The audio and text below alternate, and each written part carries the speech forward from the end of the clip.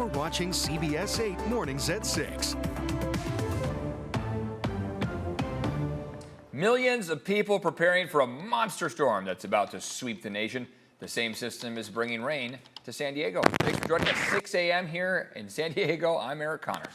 And I'm Vanessa Paz. Let's go ahead and get over to meteorologist Evan Arani with a look at your forecast as you head out the door.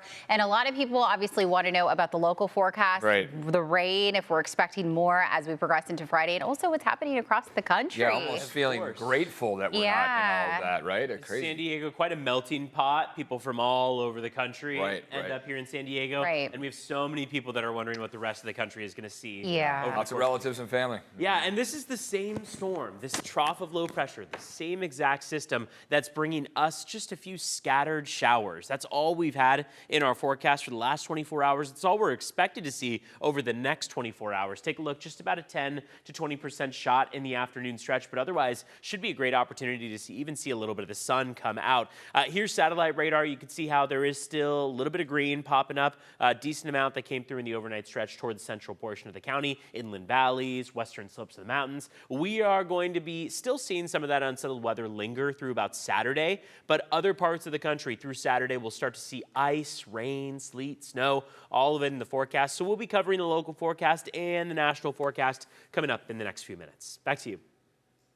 Thank you, Evan. This morning, the San Diego County Sheriff's Office is investigating a shooting involving a San Diego police officer near Spring Valley. This all happened yesterday afternoon in the La Presa neighborhood. CBS 8's Chris Groh live outside the sheriff's headquarters. And Chris, there's this body camera footage that was released recently. Yeah, released hours after the shooting took place. Now, normally this is something that takes about a couple days, maybe even weeks before we see that video. But we also saw witness video, and we're hearing from witnesses, including some who said that they are not comfortable showing their faces. But one woman told us this. Take a listen. He got out. He was like turned around, and then it looked like he had something in his hand, and that's when they shot 2 times. And then that was it. And then everybody else started coming. Police just keep coming and keep coming. And then they took him to the hospital. So you'll see our view of the shooting scene from the sky, but also a witness video of the shooting. That's a cell phone video.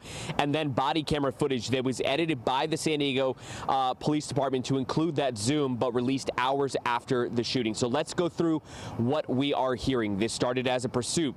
The suspect was allegedly driving a white SUV that had reportedly been stolen from a YMCA parking lot in Lincoln Park hours earlier. That chase ended when the suspect crashed into a light pole. That pole came crashing down on a police cruiser with officer inside. According to law enforcement, the driver got out of that allegedly stolen vehicle. An item that we see zoomed in on that body camera footage falls out of his pocket. The sheriff's department, who again is investigating, says the suspect failed to comply with commands and reached for the object, leading to the officer firing their weapon.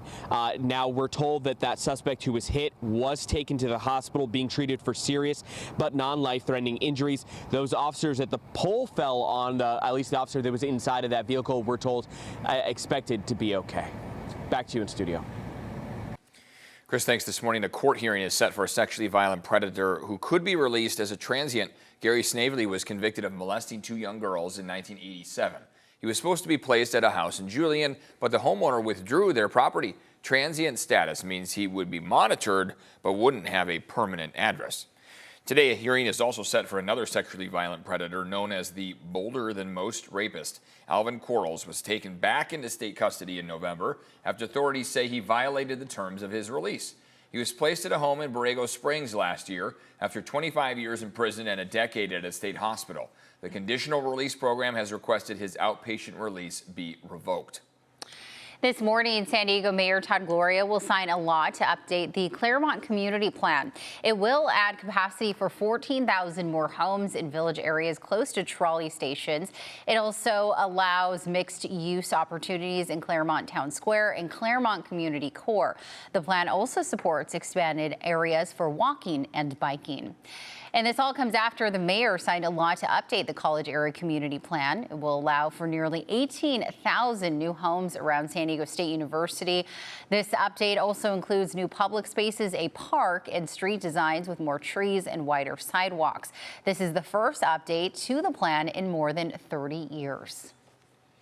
And this morning, millions of Americans bracing for that massive winter storm that could bring crippling cold and snow to the Midwest and East Coast, dangerous ice to parts of the South. It all starts today in the plains, where the storm's massive pool of moist air begins to clash with Arctic air. Jared Hill has the latest.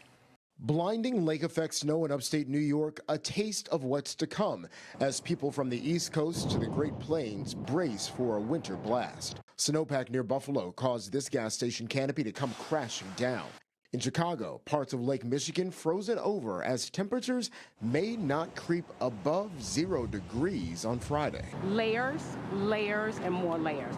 Only thing would be out would be my eyeballs. Parts of New Jersey are dealing with a salt shortage ahead of the winter weather due to delivery delays. It's going to become a problem come Saturday, Sunday. In the south, salt trucks are out preparing for potentially dangerous ice. Even a small amount of ice can lead to a hazard. That's a big concern in Texas, as ice can weigh down power lines, triggering widespread outages. Generators were hard to come by in Fort Worth. This is second Harbor Frights, maybe stopped at Tulo's. Home Depot, stopped at Bass Pro, nothing. No generators at any of them? Not one. In 2021, more than 200 people died in the state in connection to a paralyzing ice storm. Governor Greg Abbott isn't expecting a repeat failure in the state's power grid. The ERCOT grid has never been stronger, never been more prepared, and is fully capable of handling this winter storm. Airlines are also calling in the heavy hitters. Delta bringing teams from its cold weather hubs in Atlanta. The Charlotte airport posted video of its snow removal equipment moving into place. Jared Hill, CBS News. The storm is expected to impact major airline hubs. Some have already issued travel waivers, allowing people to rebook without additional fees to avoid the storm. People on social media are also talking about the risk for exploding trees. Now, that happens when tree sap freezes and expands, cracking the wood. Yeah, I never heard of that, and that's pretty scary. Well, you can watch live coverage of the storm from our sister stations all across the country on the CBS 8 app. You can stream right now for free. When we're talking about 30, 40 below, it is painful, it's dangerous. Hypothermia can set in a matter of minutes. Got to be careful out there. Yeah, and I mean, like we talked about, a lot of people in San Diego might be thinking, well, how does this affect me if I'm here? The thing is, if you have any travel plans over the next 3 to 5 days, they could be massively impacted. I mean, not just in terms of if you're flying out to a location that has snow, but if the plane that you're supposed to be getting on is coming from a city that has, sub-zero temperatures right now. 28 below zero in Minneapolis, 23 below in Chicago. All that purple on the screen showing spots around the country where we are sub-freezing, and that's a hefty portion of the U.S. As you start to move south through the southern U.S., we've got about 0 to 30 as far as your temperatures go. And then we're above 30 as you dip as far south as Dallas, Jackson, Mississippi. Atlanta's at 50 for this afternoon. And we in San Diego, here we are, 64 degrees. Chance of rain here locally is going to ebb and flow a bit. We've got a few more scattered showers on the way. It's going to be a pretty popular time overnight, yet again, to pick up on some of those scattered showers past midnight through about 6 a.m. All in all, we're only anticipating an additional 1/10 of an inch max. So what we have remaining through Saturday afternoon and Saturday evening is going to be rather light for us. Still important nonetheless, though, to kind of heed those warnings. Be aware of the grass being a little wet as you head outside. Be aware of those clouds maybe reconvening at any given time and dropping some of that moisture. In the meantime, though, we still will have ample opportunity, plenty of them throughout the day, for the sun to pass by, for the clouds to break apart. It's going to be one of those really nice days. Just be prepared for the cooler temperatures and for that chance of rain. Still a bit unsettled. Sunrise at 6:48, about 40 minutes away. Sunset at 5:13. It's cloudy out there and in some cases foggy. A few showers coming down up in Oceanside and in Borrego. 54 right now in Oceanside, 43, a little bit cooler in Julian, 57 in San Diego with those overcast skies. And today's forecast shows that while we will still have some of those showers on hand, we still have some of the sun. Inland valleys will have cloudy skies, but also watch for moments where that sun peeks through. And across the deserts, they'll be mostly dry in the process. Not much remaining in terms of that storm coming their way across the deserts. Let's take a look at traffic, see your road conditions outside. Right now, drive times are not looking bad on the 163 or the 8 westbound, slowing just slightly on the Coronado Bridge. As far as crashes go, first off, there's plenty of fog out towards some of our inland valleys. A few minutes ago, we had the entry ramp to the 5 northbound at Palm Avenue. The shoulder was blocked. That has now been cleared. Looks like the things that we're seeing on the roads aside from that have also been cleared. So pretty mild start to our 6 o'clock hour here as we make our way through it. Let's take a look at your border wait times. It is right now a 65-minute wait at the San Ysidro Port of Entry. Going to take you a little bit longer at the Otay Mesa Port of Entry, about 90 minutes in total.